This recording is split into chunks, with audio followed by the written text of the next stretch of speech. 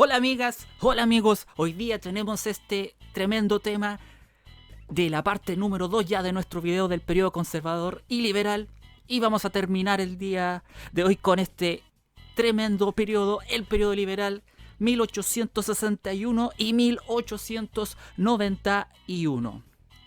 Y aquí estamos viendo, ¿cierto?, los 5 presidentes que gobernaron en este periodo. Pero antes de comenzar tenemos que dejar en claro cuáles fueron las principales diferencias entre el periodo conservador y el periodo liberal.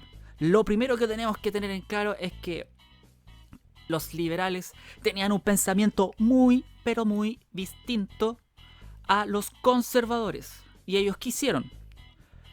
Lo principal y más importante, las reformas a esta Constitución de 1833.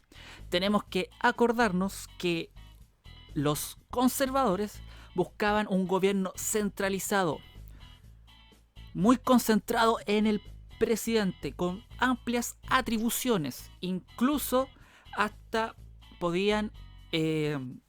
buscaban, ¿cierto?, que las personas no tuvieran libertad de reunirse y de organizarse hasta ese punto. Y además que el Estado y la Iglesia Católica estuvieran muy, pero muy relacionadas y juntas. Sin embargo, los liberales, cuando tomaron el poder, se hicieron muchas reformas a esta Constitución dándole el sello de los liberales. Hay que acordarse que los liberales todavía no eran un partido político como tal, sino que un bando político. ¿Y qué hicieron? Lo primero que hicieron fue disminución al poder del presidente. Le quitaron varias, yo diría, atribuciones, quiero decir. ¿Qué significa esto? Que muchas de las atribuciones que tenía el presidente pasó a la Cámara Alta, Cámara Baja, a los parlamentarios. Y eso es clave. Es clave. También laicización del Estado. Libertad de culto. ¿Qué significa laicización? Viene de laico. O sea, un Estado que fuera más laico. Un Estado que estuviera fuera o más separado de la Iglesia Católica. ¿Por qué? Porque la Constitución de 1833 decía claramente que la religión del Estado de Chile era católica, apostólica, romana.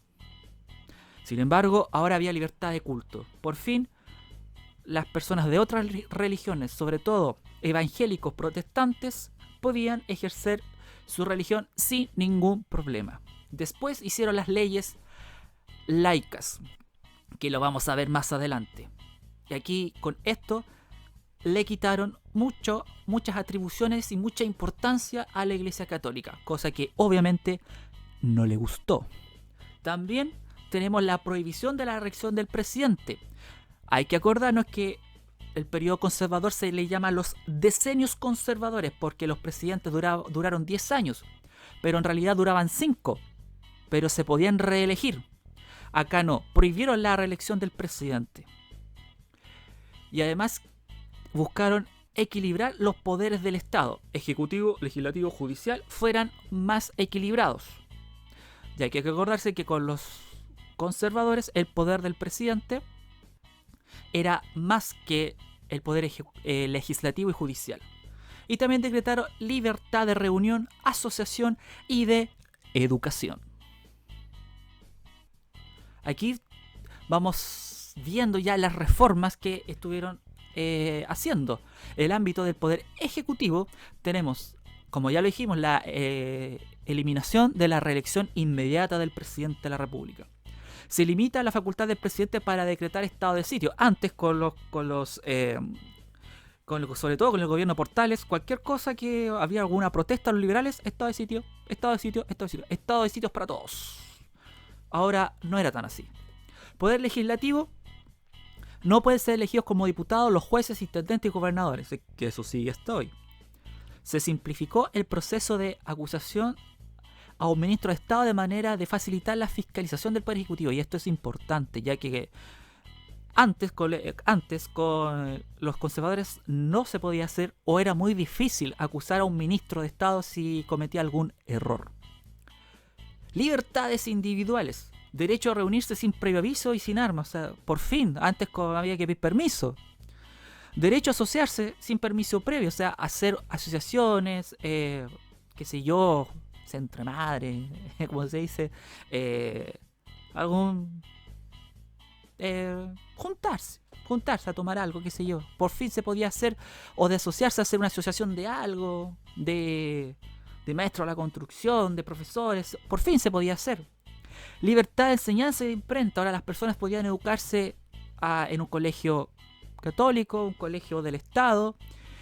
Si tú eras de tendencia más liberal, podías tener tu propio diario, periódico, o si eras un poco de tendencia más conservadora, tu diario y tu periódico, sin necesidad de que te etiquetaran, si eras liberal, de sedicioso, o que buscabas derribar al presidente de la República. O sea, hello. Ahora ya no, se podía hacer. Podías tener tu libertad de opinión. Y se redujo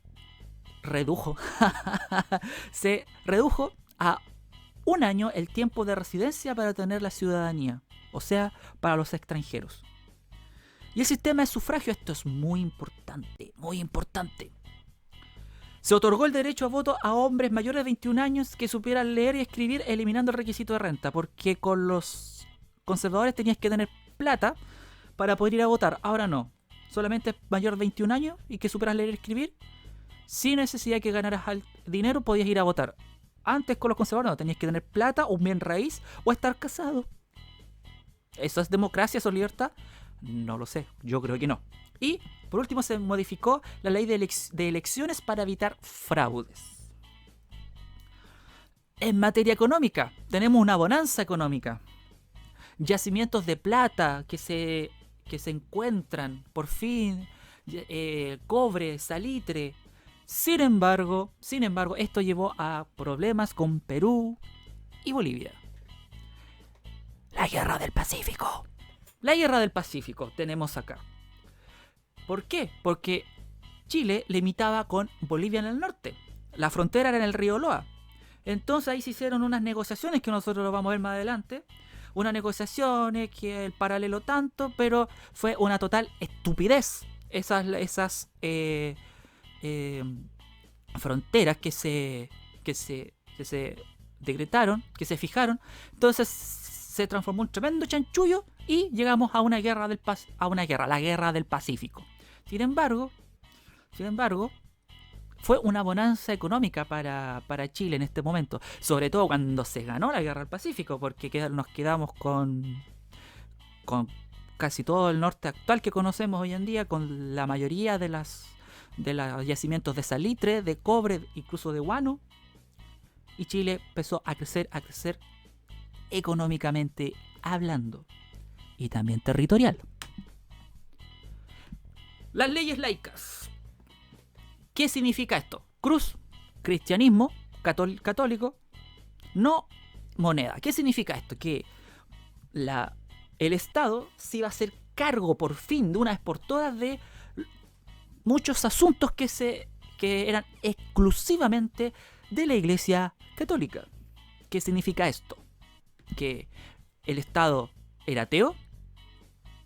No necesariamente, pero sí las cosas del Estado son del Estado y las cosas de la Iglesia Católica eran de la Iglesia Católica.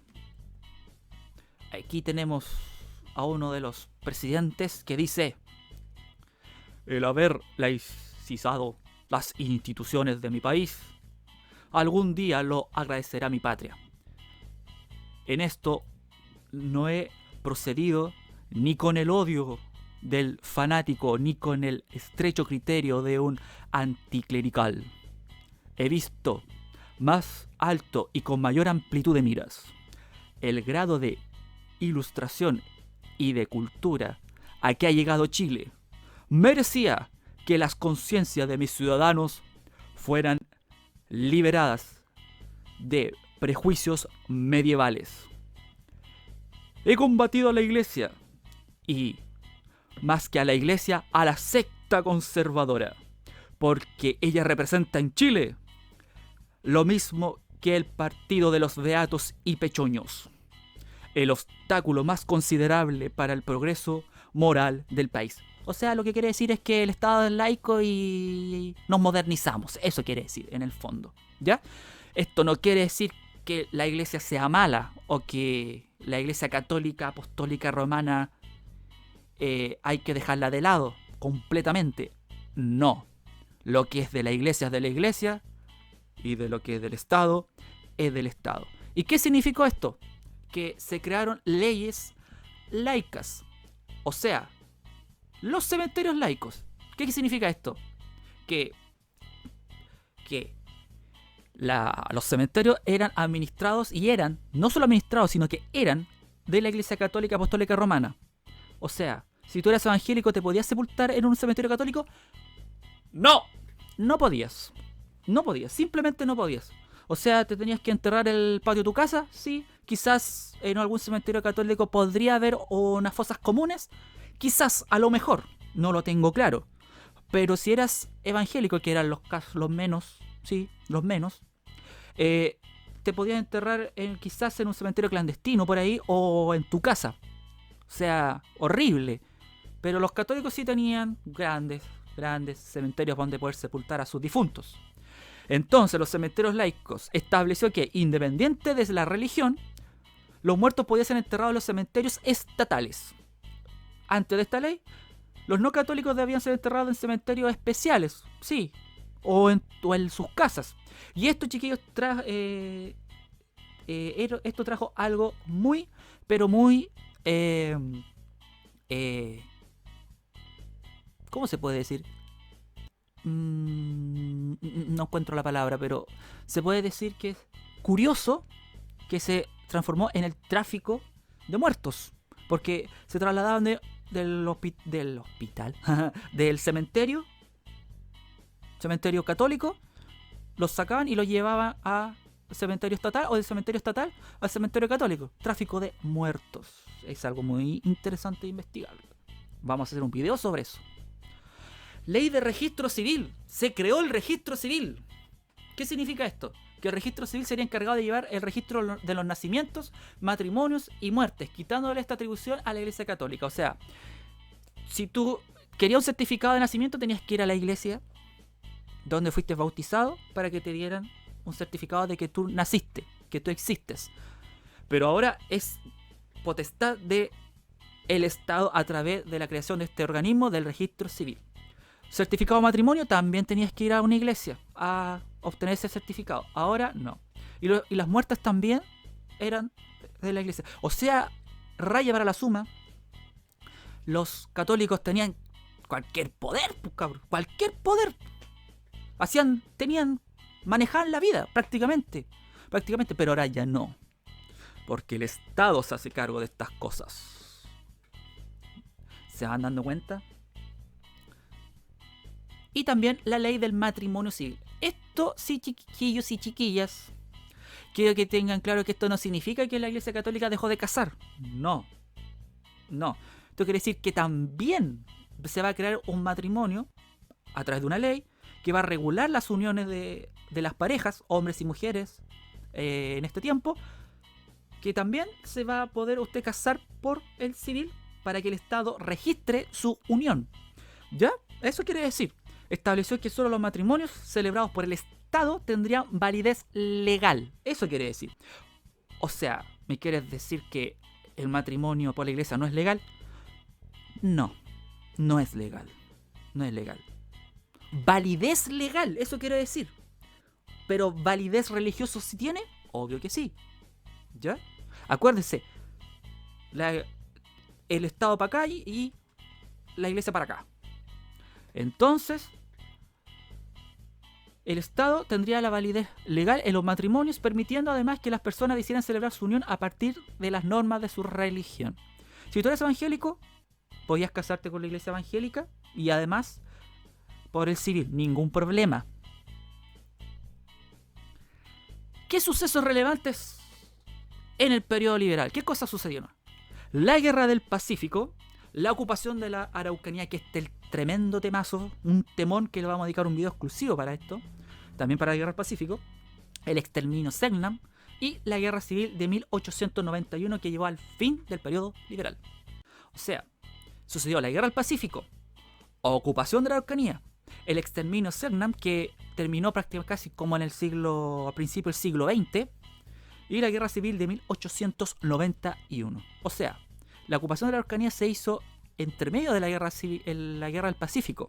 La ya estaba terminando en 1881, ya Chile tenía una supremacía en la guerra, así que se tomó la libertad, entre comillas, de venir a ocupar la Araucanía. Entonces, la Guerra Civil de 1891 y el fin del periodo liberal. ¿Qué pasó acá? Tenemos al último presidente liberal, que es don señor Manuel Balmaceda. ¿Y qué sucedió? A él, yo creo, sinceramente, a él se le pegó las malas costumbres de los conservadores. Se hizo un gobierno autoritario, poco flexible, tomaba decisiones inconstitucionales, y a eso ni siquiera de su propio partido, miembros de su propio partido, no les gustó. Y además, ¿qué sucedió? Que el Parlamento comienza a organizarse en una fuerte oposición, sobre todo todos los conservadores y muchos de los liberales también. Y además nace esta corriente de pensamiento, sí, tremenda corriente de pensamiento, así que había que tener un sistema parlamentario parecido como era en Inglaterra. Miren lo que se le ocurrió a los parlamentarios. Entonces, con toda esta raya para la suma, explota la revolución. Soy bueno con los efectos especiales. Explota la revolución y se le... Aquí sí que la vio fea don Manuel Balmaceda. La vio fea. ¿Qué sucedió? O sea, antes de continuar, quiero dejar en claro que todavía hay historiadores que consideran a Manuel Balmaceda un muy, pero muy buen presidente. Mi punto de vista fue un muy buen presidente, pero se le fue la mano. Se le escapó la cosa. Por querer conseguir mucho progreso, gastar, se le vino una fuerte oposición y como que tapó los oídos y empezó a no escuchar a nadie. Eso fue desde mi punto de vista, desde mi humilde punto de vista, eso fue lo que le jugó una mala pasada. ¿Y qué sucedió? Bueno, aquí explotó la cosa. La ley de presupuesto dice, el Congreso le niega la ley de presupuesto a Balmaceda porque ya el Congreso estaba chato con este presidente, porque estaba haciendo cosas que no correspondían y escapaban de la Constitución de 1833. Entonces, ¿qué es lo que pasa? Ya los ánimos están caldeados y entonces, ¿qué es lo que sucede? El Congreso le dice, no hay ley de presupuesto. Entonces, don Manuel Balmaceda dijo, bueno, está bien, me parece. Entonces, lo que yo voy a hacer, que es inconstitucional, que yo tomo la ley de presupuesto del año pasado y la aplico para este año. miren lo que se le ocurrió a don Manuel Balmaceda. Eso no le gustó para nada al Congreso y lo que hizo fue, tomó sus cositas y se fue a la Marina y a bordo de la escuadra dijeron que escribieron un manifiesto diciendo que desconocen la facultad del presidente. O sea, eso es prácticamente una declaración de guerra a un presidente. ¿Por qué? Porque la oposición dice no tenemos presidente. Y no solo la oposición, sino que también miembros de su partido. Traidores. Entonces, chiquillos y chiquillas, comienza la guerra civil. Que, aunque es una guerra civil, fue sangrienta. Sí, y aquí nos vamos a poner serios.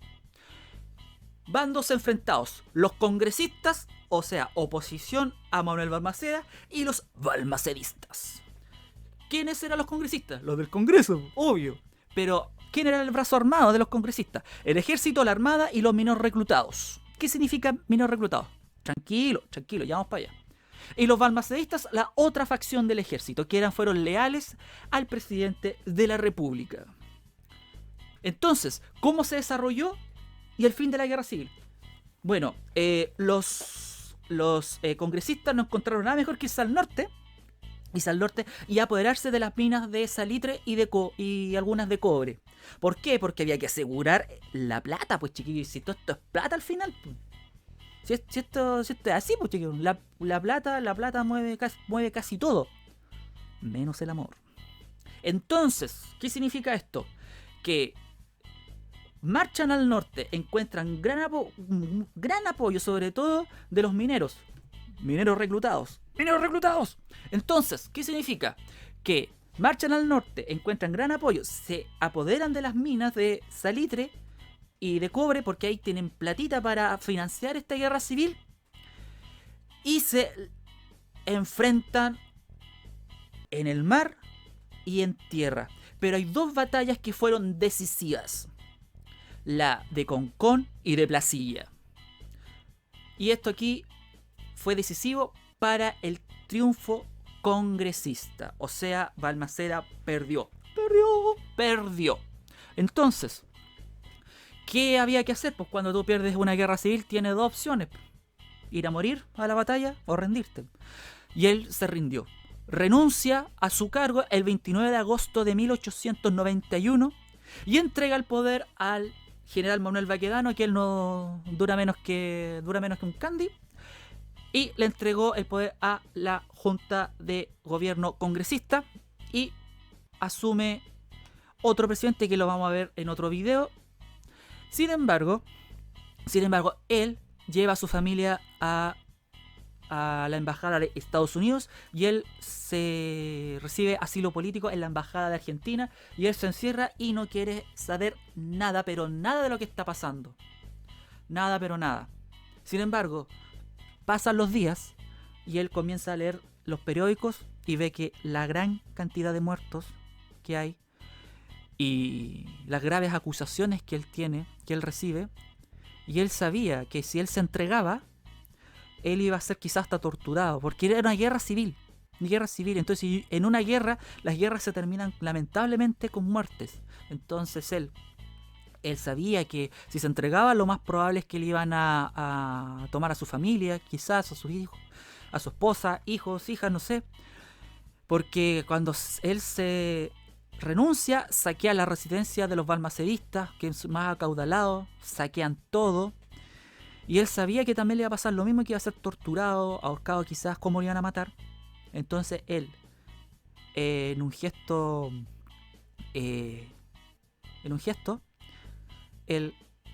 19 de septiembre, se recuesta en la cama donde él dormía, en la embajada argentina, toma su pistola y se dispara en la cabeza, suicidándose. Y aquí termina el periodo liberal. Sin embargo, él, antes de hacer esto, él deja un testamento político que se le llama, en donde él menciona todas las dificultades y todos los vicios políticos que iban a suceder posteriormente a su gobierno con el nuevo sistema que se venía, que era el sistema parlamentario, cosa que él no se equivocó. Porque luego de su muerte comienza el periodo parlamentario, que se llama, que el parlamento va a tener mucho poder y el presidente no va a tener tanto, porque esa era la corriente de pensamiento que había en ese momento. ¿Y cuáles fueron las consecuencias? Obviamente, fin del periodo liberal, inicio del parlamentarismo, cerca de 4.000 chilenos muertos, tantos civiles, soldados, y se ve aquí el nacimiento de una nueva oligarquía. ¿Por qué? Porque ya Balmaceda representaba a esa aristocracia tradicional chilena, que tú siempre fuiste rico, hijo de rico, eras hijo de un rico, y tu abuelo fue rico y tu tatarabuelo fue rico, y este nuevo parlamento, ciertas personas que venían de abajo, que se ganaron con esfuerzo su posición política. Esta oligarquía que nacía fue la que comenzó a gobernar Chile siglo XX, pues, ¿cachai? Siglo XX. Entonces nace esta nueva oligarquía, sistema parlamentario, que pasaron muchas cosas, pero eso lo dejamos para otro video. Y eso ha sido todo por hoy. Espero que te haya gustado, y si no te gustó, dale like igual, nos va a servir mucho, ya que si no le dan like, la tía Lina va a llorar. Y llorar, no, mentira. Así que un gran abrazo, espero que le haya gustado. Suscríbete y nos vemos a la próxima. Chao.